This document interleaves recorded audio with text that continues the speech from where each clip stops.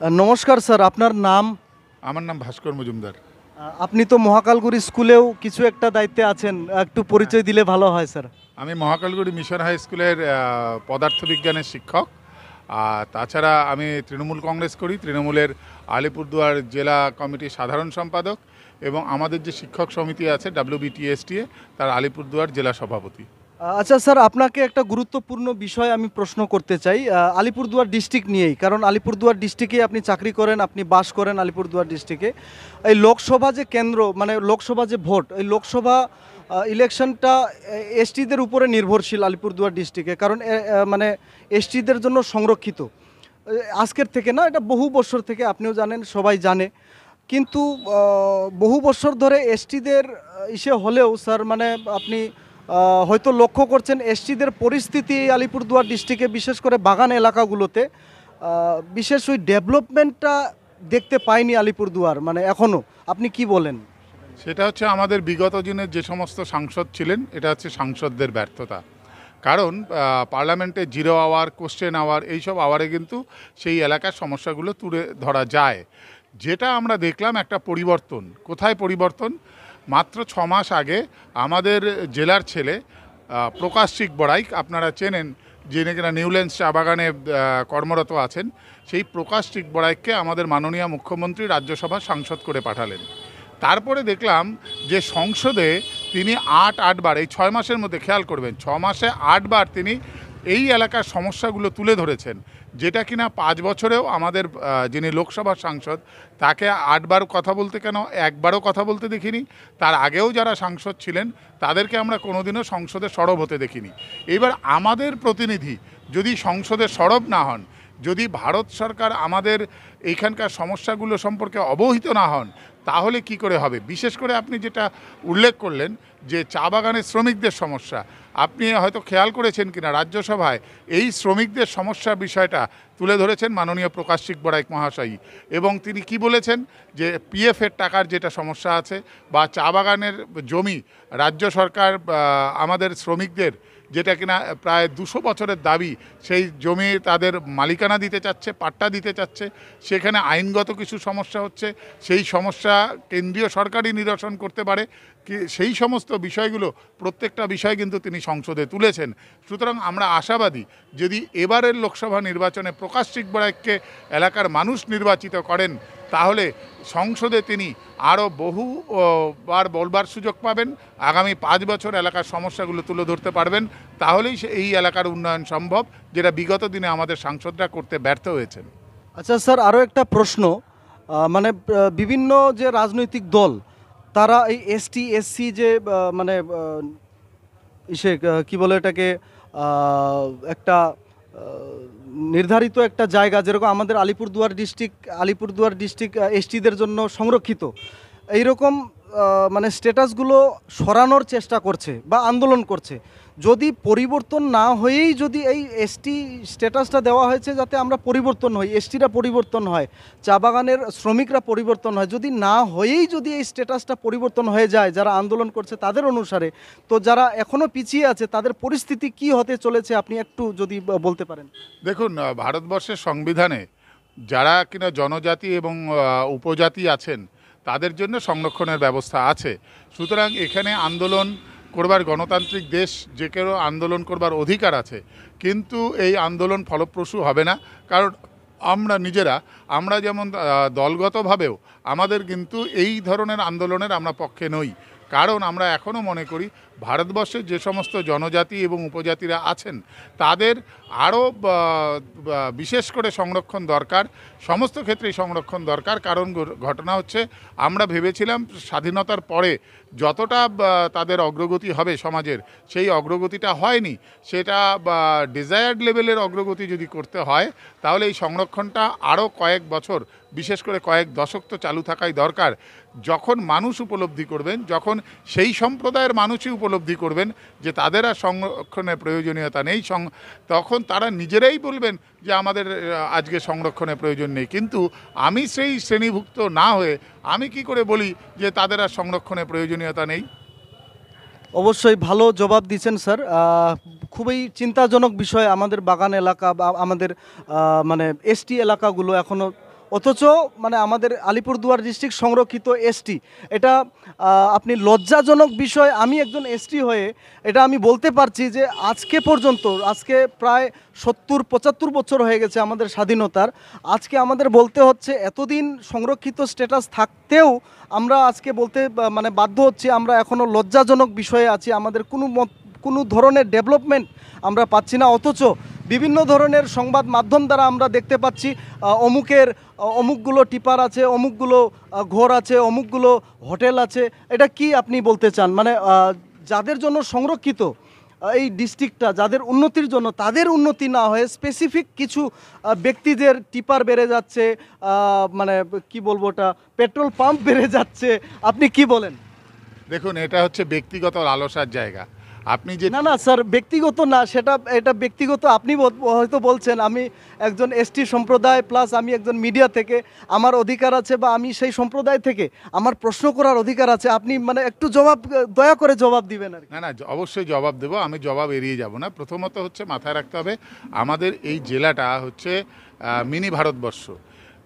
এত জনজাতি উপজাতির বাস আমাদের জেলায়, রাভা, টোটো, তারপরে মেচ, তারপরে হচ্ছে ট্রাইবালদের মধ্যে, ব্ল্যাক ট্রাইবালদের মধ্যেও অনেক ধরনের শ্রেণীবিভাগ আছে, সমস্ত কিছু আছে। সবার যদি উন্নয়ন করতে হয় তাহলে তাদের শ্রেণীভুক্ত লোকরাই যখন ক্ষমতা পাচ্ছেন তাদেরকেও যেমন অগ্রণী ভূমিকা নিতে হবে, পাশাপাশিভাবে যারা আমরা এই শ্রেণীভুক্ত নই তাদেরকেও এগিয়ে আসতে হবে।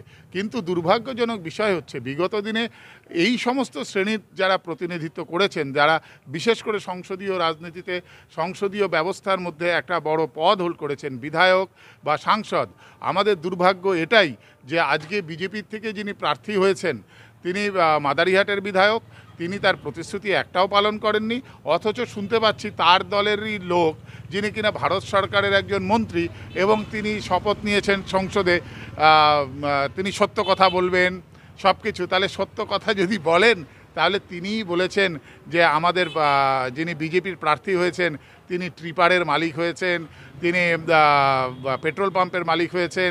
এবং আপনি বীরপাড়া এলাকায় যদি যান তাহলে সেখানে শুনতে পাবেন যে সেখানে তিনি ডলোমাইটের যে পলিউশন হয় সেই পলিউশনের বিরুদ্ধে এক সময় রেল রোকো আন্দোলন করেছিলেন এবং সেই আন্দোলনটা এই ব্যবসায়ীদের সাথে গোপন বোঝাপড়ায় সেই আন্দোলন থেকে তিনি সরে আসেন, দাবি থেকে সরে আসেন, তাদের সাথে একটা মান্থলি বোঝাপড়ার বন্দোবস্ত করে নিয়েছেন। এই অভিযোগগুলো আমাদের শুনতে হয়েছে, কিন্তু আমাদের মাননীয় সাংসদ বলেছেন, মাননীয় ভারত সরকারের মন্ত্রী বলেছেন। তো এটা তো একেবারেই ব্যক্তিগত পর্যায়ে লালসার বিষয়। আবার পাশাপাশিভাবে বিজেপি দলের থেকেই তারা বলছেন যে জন বার্লা নাকি বিশাল প্রাসাদোপম বিল্ডিং তৈরি করেছেন। সুতরাং এইরকম কিছু মানুষ সত্যি, এগুলো স্যার, এগুলো যে বিশাল প্রাসাদের মতো বাড়ি করেছেন, এগুলো কার টাকায়, কার ডেভেলপমেন্টের উদ্দেশ্যে এগুলো টাকা আসে, যার টাকায় তিনি এগুলো করেছেন? দেখুন, উনি তো ডেভেলপমেন্টের টাকা খরচ করতে পারেননি। আমাদের আলিপুরদুয়ার জেলায় যদি আপনি খোঁজ নিয়ে দেখেন, আমাদের মাননীয় সাংসদ একটা টিউবওয়েলও করতে পারেননি। সুতরাং এটা নিশ্চয়ই নৈতিকভাবে কোনো সোর্স অফ ইনকাম হতে পারে না। অনৈতিকভাবে তিনি কোথায় রোজগার করেছেন? এখন যেহেতু ইডি, সিবিআই থেকে ইনকাম ট্যাক্স সমস্ত ডিপার্টমেন্টের হেড যারা বসে আছেন তারা হচ্ছে বিজেপিটা করছে, অন্তরে তাদের পদ্মফুল নিয়ে তারা ডিপার্টমেন্টাল কাজ করছেন। সুতরাং এই অবস্থায় এই সত্য উদ্ঘাটন হওয়া মুশকিল আছে। ভারতবর্ষে যেদিন বিজেপির সরকার থাকবে না, যেদিন এই সংস্থাগুলো নিরপেক্ষভাবে কাজ করবার সুযোগ পাবে, যেদিন মানুষ রাইট টু ইনফরমেশন অ্যাক্টে আবেদন করলে পরে তথ্য জানতে পারবে, সেদিন দেখতে পাবেন যে দুধ কা দুধ পানি কা পানি হয়ে যাচ্ছে। আচ্ছা স্যার, বোডো সম্প্রদায়ের লোক, আপনিও ওই এলাকাতে চাকরি করেন, বহু বছর ধরে বোডোদের সাথে মিশে আসছেন, বোডোদের সমস্যা হয়তো আপনি শুনে আসছেন বা জেনে আসছেন। বোডোদের একটা মানে আবদার আছে যে প্রাথমিক যে শিক্ষা বিষয়গুলো সেখানে বোডো ভাষায়, মানে বোডো মেজরিটি এরিয়াগুলোতে ওখানে বোডোদের ভাষায় পড়াশোনা করা হোক। আপনারা যদি জিতেন, প্রকাশ চিকবারাকজি যদি জিতেন, তো আপনাদের কতদূর কি এটা নিয়ে মানে চিন্তাধারা? দেখুন, বড়ো ভাষার সবচেয়ে বড় সমস্যা এতকাল যেটা ছিল সেটা হচ্ছে বড়ো ভাষার পাঠ্যপুস্তক ছিল না। এই কয়েকদিন আগে মাদারিহাট না, আপনার সাতালি জিপিতে একটা অনুষ্ঠান হয়েছিল। সেই অনুষ্ঠানে আমি উপস্থিত ছিলাম, ওরা আমাকে আমন্ত্রণ জানিয়েছিল। সেখানে পাঠ্যপুস্তক প্রথম শ্রেণী এবং দ্বিতীয় শ্রেণীর ওরা উন্মোচন করে বা উদ্বোধন করে। তো পাঠ্যপুস্তক সদ্য এসছে এবং আপনি জানেন হয়তো সেটা হচ্ছে আলিপুরদুয়ার জেলায় 3 লক্ষ কাছাকাছি বড় ভাষাভাষী মানুষ আছেন। এদের মধ্যে এবার কতজন ছাত্রছাত্রী হতে পারেন তার একটা তথ্য দরকার। তথ্য ভাণ্ডার তৈরি না হলে পরে একটা স্কুল কোনো এলাকায় তৈরি করা হলো, এবার দেখা গেল ছাত্রছাত্রী পাওয়া যায়। একটা গুরুত্বপূর্ণ প্রশ্ন, আপনি যেটা সংখ্যা বললেন, আমাদের বড় সম্প্রদায়ের লোক প্রায় 3 লাখ জনসংখ্যা থাকে। গেম চেঞ্জার হতে পারে কিনা বড় সম্প্রদায়ের লোক যদি এক জায়গায় থাকে? না না, এক জায়গায় থাকলে যে কেউ গেম চেঞ্জার হতে পারে, কিন্তু আমি সেটাতে যাচ্ছি না। যে প্রসঙ্গে কথা বলছিলাম পাঠ্যপুস্তকের বিষয়, সেটা আমি যেহেতু বড় অধ্যুষিত এলাকায় চাকরি করি, বড় ভাষাটা আমি শেখবার জন্য বহু চেষ্টা করেছিলাম এবং আমার যারা কলিগ আছে তাদেরকেও বলেছিলাম ভাষাটা শেখানোর জন্য, কিন্তু আমি না পেয়েছি একটা ডিকশনারি যেটা থেকে আমি এগোতে পারি, বা না পেয়েছিলাম একটা গ্রামার বুক, কিছু পাইনি। তবে আমি দেখলাম যে খুব শুভ উদ্যোগ তারা নিয়েছেন, তারা পাঠ্যপুস্তক উন্মোচন করেছেন এবং আমাকেও সেগুলো উপহার হিসেবে দিয়েছে। লোয়ার আসামে কিন্তু আপনি জানেন যে বড় ভাষাভাষী মানুষের সংখ্যা অনেক বেশি এবং সেখানে সেই স্কুল চালু হয়েছে। আজকে পশ্চিমবাংলার রাজবংশী ভাষাভাষীরও স্কুল ছিল না। বিগত কয়েক মাস আগে আমাদের মানবিক মুখ্যমন্ত্রী মমতা বন্দ্যোপাধ্যায় রাজবংশী ভাষার মাধ্যমেও কিন্তু বিদ্যালয় চালু করেছে। 200খানা বিদ্যালয় অনুমোদন দিয়েছে। সুতরাং আগামী দিনে বড় ভাষাভাষীর মাধ্যমে শিক্ষা লাভ হোক, কারণ মাতৃভাষাই মাতৃদুগ্ধ, সেটাতে আমি পার্সোনালি প্রচণ্ডভাবে বিশ্বাসী এবং আমি চাই প্রত্যেকটা ভাষারই আরও প্রসার ঘটুক এবং প্রত্যেকটা ভাষাই আরও সমৃদ্ধ হোক।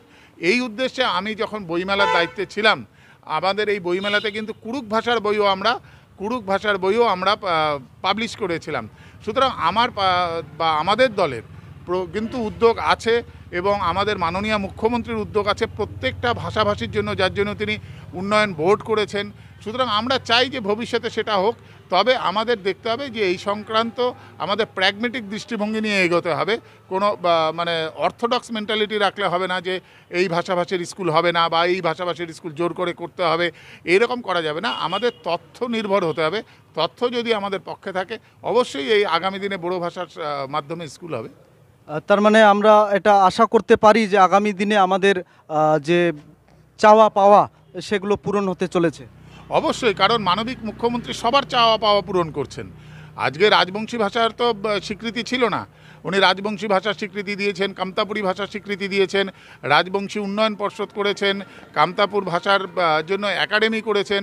তেমনিভাবে বড় সাহিত্য পরিষদ যেটা আছে, আমি তাদের যারা নেতৃত্ব আছেন তাদের সাথেও কথা বলেছি। কিন্তু এটা মাথায় রাখতে হবে, যদি হ্যান্ডশেক করতে হয় উভয় পক্ষকেই সমানভাবে হাত বাড়াতে হবে। আমি ডান হাত বাড়ালাম, আপনি বাঁ হাত বাড়ালেন, হ্যান্ডশেক হবে না। সুতরাং তারা যে নির্ণায়ক জায়গায় আছেন, সেই নির্ণায়ক জায়গায় দাঁড়িয়ে মমতা বন্দ্যোপাধ্যায়ের হাতকে একটু শক্তিশালী করতে হবে, তাহলে পরেই অনেক সমস্যার সমাধান হবে। স্যার, আরেকবার আপনার পরিচয়, আপনি পার্টির কোন দায়িত্বে আছেন আলিপুরদুয়ার ডিস্ট্রিক্টে? আলিপুরদুয়ার জেলা তৃণমূল কংগ্রেসের সাধারণ সম্পাদক এবং আমাদের যে শিক্ষক সংগঠন আছে পশ্চিমবঙ্গ তৃণমূল মাধ্যমিক শিক্ষক সমিতি, তার জেলার সভাপতি। नोंथांमोना नायबाय महाकालगुरिनि सासे शिक्षक भास्कर मजुमदार डिस्ट्रिक्ट लेभेलावहाय बिथाङा सासे तृणमूलनि नेता साधारण सम्पादक। बिथांनि बुंनायफोरखौ नोंथांमोना नायबाय। आप लोग देख रहे हैं जयगांव मिरर्स और आप लोग पूरा शुरू से लेके अंतिम तक उनका सुने हैं इंटरव्यू। शुरू से लेके अंतिम तक हर एक प्रश्नों का जवाब उन्होंने बाकायदा बहुत ही बढ़िया तरीके से दिया है। और आने वाले दिनों में हम देखेंगे ये जो जवाब है ये काम में तब्दील होता है कि नहीं है। तो आने वाले दिनों में हम ये आशा करते हैं और आप लोग भी ये देखते रहिए जयगांव मिरर्स। नेल्सन बसुमाता के साथ, धन्यवाद।